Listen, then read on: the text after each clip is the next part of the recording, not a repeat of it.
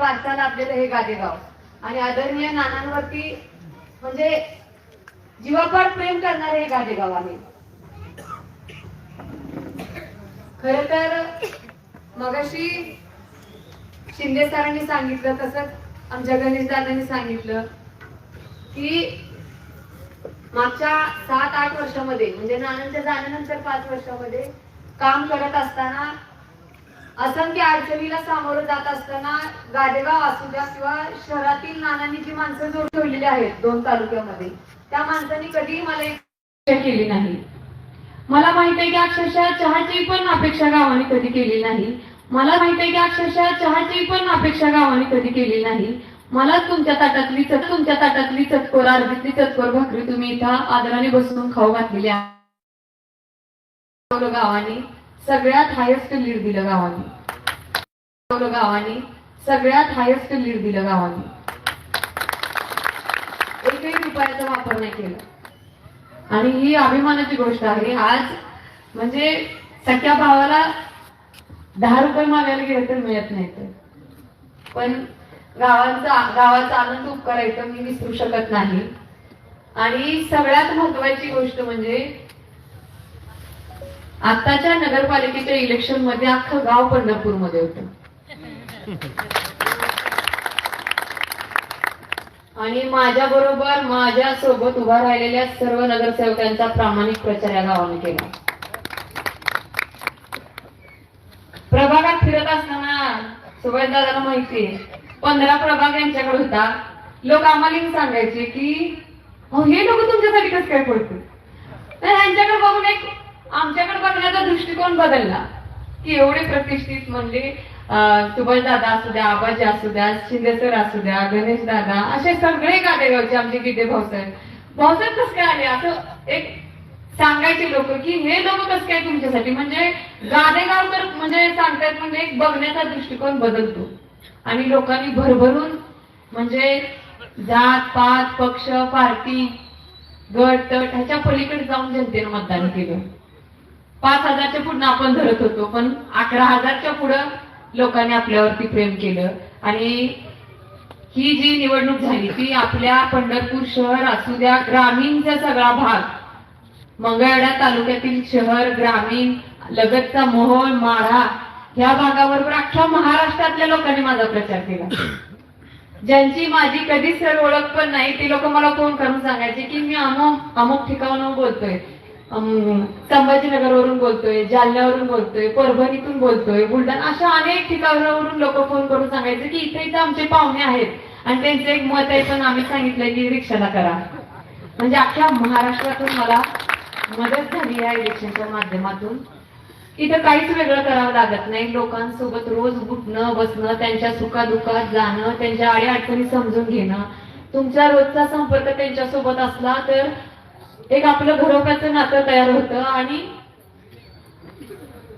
आपला एक रोजचा सहकारी म्हणून लोक आपल्याला सहकार्य करत असतात. हे अनुभवायला मला मिळालं. कारण नानांच्या जाण्यानंतर काम करत असताना नानांच्या विचारांचा वारसा पुढे नेत असताना तुम्ही नानांना काम करताना माझ्यापेक्षा जास्त जवळून बघितले. नानांनी कदाचित माझ्यापेक्षा जास्त प्रेम तुमच्यावर केले आणि तुम्ही पण नानांवर तितकंच प्रेम केले की नाना देखील सर्वसामान्य शेतकरी कुटुंबातून वर आले होते.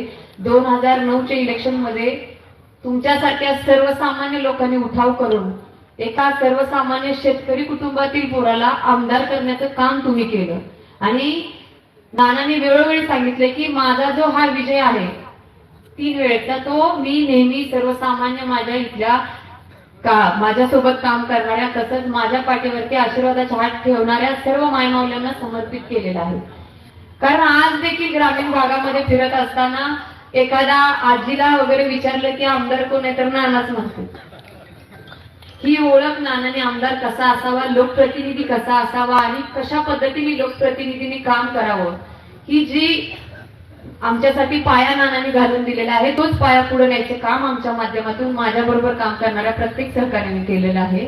आणि कुठेतरी लोकांच्या मध्ये जाऊन त्यांच्या अडचणी काय आहेत ते समजून घेऊन त्या सोडवण्याचा कुठलाही पद नसताना अगोदर काम केलं आणि त्या माध्यमातून लोकांनी मला भरभरून प्रेम केलं. 2 विधानसभेचं काम करत असताना शहराशी जो वाढलेला संपर्क होता 30,047 घर आहेत पंढरपूरमध्ये, त्याहून जास्त.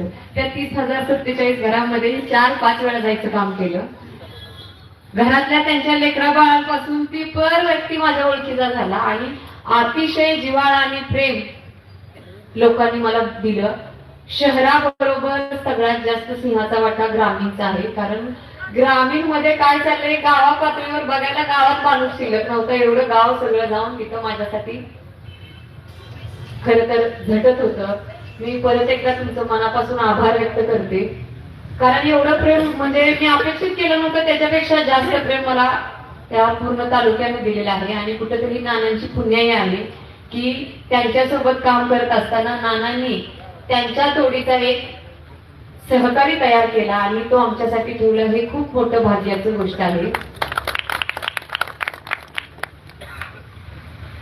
येणाऱ्या काळामध्ये काम करत असताना इथल्या प्रत्येक व्यक्तीला, तालुक्यातील प्रत्येक व्यक्तीला कुठल्या प्रकारे कशा प्रकारे न्याय मिळेल ह्याच्यातूनच आपल्याला काम करायचं आहे. समाधान दादांनी मगाशी सांगितलं की पंढरपूरला ग्रामीणचा माणूस गेला तर माघारी येताना ओळखायला येत नाही. खरं तर कुठल्याही मोठ्या आश्वासनांना घेऊन आपण ही निवडणूक केलीच नाही. तुम्ही आपला वचननामा बघितलाय, अतिशय बेसिक गोष्टीवरती ही निवडणूक आपण पार पाडली. धूळ, रस्ते, खड्डे, तसंच पिण्याच्या पाण्यावरती, तसंच अक्षरशः वॉशरूम नाही आहेत आपल्या पंढरपूरमध्ये. ह्या बेसिक गोष्टीवरती की ज्या सहजरित्या आपण करू शकतो अशा गोष्टीवरती उतरून ही इलेक्शन पार पडली. तसंच कुठलेही मोठे ज्या बेसिकच गोष्टी नाहीत तर मोठं आश्वासन देण्यात अर्थ नाही असं आम्ही ठरवलं आणि त्या मूलभूत गरजा पंढरपूर शहर तसंच ग्रामीणला सुद्धा तिथे आल्यानंतर कशा उपलब्ध होतील या दृष्टिकोनातून प्रयत्न केला आणि खरंच खऱ्या अर्थाने लोकांनी आम्हाला भरभरून प्रतिसाद दिला. येणाऱ्या काळामध्ये आपल्या ग्रामीण भागातून जाणाऱ्या लोकांना शहरामध्ये कुठल्याही प्रकारची कसली अडचण येणार नाही. तसंच शहरामधल्या लोकांना देखील व्यापाराच्या दृष्टिकोनातून असू द्या किंवा शहराच्या एकंदरीत प्रत्येक भागातील प्रत्येक प्रभागातील विकासाच्या दृष्टिकोनातून आम्ही प्रयत्न करणार आहोतच. त्याचबरोबर माझ्या ग्रामीण मधल्या शेतकरी बांधवाला कशी व्यापारपेठ शहरामध्ये उपलब्ध करून दिली जाईल या दृष्टिकोनातून मला प्रयत्न करायचा आहे. अनेक असंख्य महिला आहेत, त्यांच्या हाताला काम मिळण्याच्या दृष्टिकोनातून तरुण मुलांना देखील शहरामध्ये आल्यानंतर एखादा उद्योग व्यवसायाच्या मध्ये उतरून कसं काम करता येईल या दृष्टिकोनातून आपल्याला प्रयत्न करायचा आहे. त्याचबरोबर धूळमुक्त पंढरपूर पहिल्यांदा आपल्याला करायचं आहे, कारण ग्रामीण मधून समाधान जसं सांगितलं तसं माघारी आला तर आमचा आहे ओळखायला इतपत शहर चांगलं स्वच्छ सुंदर करायचं आहे. आणि त्यासाठी आता जसं मला तुम्ही सहकार्य केले तसंच येणाऱ्या काळात देखील माझ्यासोबत माझ्या पाठीमागं तुम्ही राहणं खूप गरजेचं आहे. कारण मी नेहमी सांगत आलेले आहे की एकट्यानं काही होत नाही, सगळ्यांना सोबत घेऊन तुमचंही विजन तुमचं विचार आमच्यापर्यंत पोहोचवणं गरजेचं आहे. आणि तुमच्या सगळ्यांच्या सहकार्यानं येणाऱ्या काळामध्ये संपूर्ण शहराबरोबर तालुक्याच्या विकासाच्या दृष्टीनं आपल्याला प्रयत्न करायचा आहे. नगरपालिका झाली, आता जिल्हा परिषद पंचायत समितीच्या माध्यमातून देखील आपल्याला काम करणाऱ्या माणसाला पुढे आणून त्याच्यासोबत त्याच्या पाठीमागं भक्कमपणे उभा राहून त्याला बळ देण्याचं काम गावाच्या माध्यमातून असू दे किंवा संपूर्ण तालुक्याच्या माध्यमातून आपल्याला करायचं आहे, की जेणेकरून येणाऱ्या काळामध्ये आपल्या गावाच्या आपल्या तालुक्याच्या संपूर्ण तालुक्याच्या विकासाच्या दृष्टिकोनातून चांगलं नेतृत्व प्रत्येक भागाला जाणं खूप गरजेचं आहे. कारण आता लोक खूप सुज्ञ झालेले आहेत, लोक वैचारिक मतदान करतात. पैशाचा जो फॅक्टर होता तो ह्या निवडणुकीमध्ये पूर्णपणे फेल गेलेला आहे. लोक वैचारिक मतदान करतात, लक्ष देऊन मतदान करतात. त्यांना कळतं आपलं परक कोण आहे, कामाचा माणूस कोण आहे. त्या दृष्टिकोनातून लोक मतदान करतात हे आम्ही स्वतः जाऊन बघितले. कुठल्याही भूतापांना कुठल्याही आश्वासनांना लोक बळी पडत नाहीत. हल्ली लोकांना वैचारिक मतदानाचा अधिकार जो दिलेला आहे तो कळायला लागलेला आहे. लोक सुज्ञ आहेत, लोक मतदान त्यालाच करतात की जो आपल्या हिताचा माणूस आहे. आणि असं हे इलेक्शन मध्ये दाखवून दिलेलं आहे लोकांनी. येणाऱ्या काळामध्ये देखील आपल्या गादेगाव असू द्या किंवा इतर संलग्न असलेल्या पंचक्रोशीत काम करणाऱ्या व्यक्तीच्या पाठीमागं गाव नक्कीच उभा राहील अशा आशा व्यक्त करते. परत एकदा मला बोलवलं, सन्मानित केलं त्याबद्दल मी सर्व गादेगावकरांचं आभार व्यक्त करते. खरं तर गादेगावातील प्रत्येक व्यक्ती म्हणजे जोगती समाजाच्या सरांना माहित आहे, त्यांनी मला इतकं सहकार्य केलं सर. तिथे येऊन त्या लोकांनी माझ्यासाठी प्रचार केला. खरंच मी त्यांचे देखील आभार व्यक्त करते. कुठं इथं ऐकत असतील तर मनापासून मी तुमचा आभार व्यक्त करते की वेळोवेळी, याच नाही तर पोटनिवडणूक असू द्या किंवा 2024 ची इलेक्शन असू द्या, इथले लोक येऊन तिथं माझ्यासाठी प्रचार करत होते की कुठलाही व्यक्ती माझ्यासाठी, अपंग लोकांनी माझ्यासाठी प्रचार केलाय. माझ्यासाठी खूप अभिमानाची गोष्ट आहे की ही मी कधीच विसरू शकत नाही. आणि येणाऱ्या काळामध्ये मी सदैव तुमची एक सहकारी म्हणून, मी कुठेतरी नगराध्यक्ष झाले असं मला वाटत नाही, तर ही लोक सगळे नगराध्यक्ष आहेत पंढरपूरचे. तुम्ही मला ह्या जागेला बसवलेलं आहे आणि येणाऱ्या काळामध्ये आपल्या सगळ्यांना सोबत धरून हे काम मला पुढे न्यायचं आहे. शहराच्या विकासाच्या दृष्टिकोनातूनच पुढे जायचं आहे. आणि मी माझ्या प्रत्येक भाषणामध्ये सांगत आलेले आहे की इलेक्शनचा जो पिरियड असतो 15 दिवसाचा, त्यापुरतं वैचारिक मतभेद आपले असतात. ज्या दिवशी इलेक्शन संपलं त्या दिवसापासून माझा कोणही विरोधक नाही किंवा मी मानत नाही. आलेला सगळा जो तालुक्यातील असू दे किंवा शहरातील जी लोक आहेत ती माझी आहेत. त्यांच्या सगळ्यांना कुठल्याही मनामध्ये मनभेद न ठेवता त्यांच्या प्रत्येकाच्या हिताचा विचार करून मी काम करेन. आणि माझ्या नगरसेवकांबरोबर समोरचे पण माझे आहेत असं धरूनच मी काम करणार आहे. आणि कुणालाही कुठल्याही प्रभागात किंवा लगतच्या कुठल्याही भागात कसलीही अडचण येऊ देणार नाही या दृष्टिकोनातून मी प्रयत्न करणार आहे. कारण नानांच्या विचारांचा वसा आणि वारसा आपल्या सगळ्यांना लाभलेला आहे.